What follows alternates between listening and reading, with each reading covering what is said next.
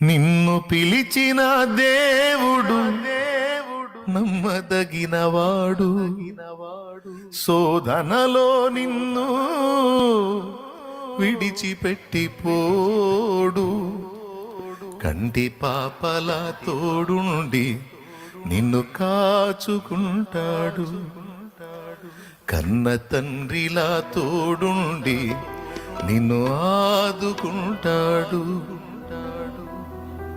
స్తోత్రం, ప్రభువుకు స్తోత్రం చెప్తాం.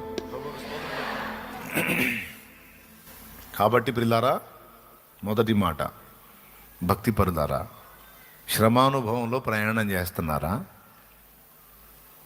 ముగింపు ఏంటి? నీ నోటితో నువ్వే చెప్పు. శ్రమానుభవమేనా? నో, సంతోషానుభవం. నమ్మితే ఇది నిజం, నమ్మకపోయినా ఇదే నిజం.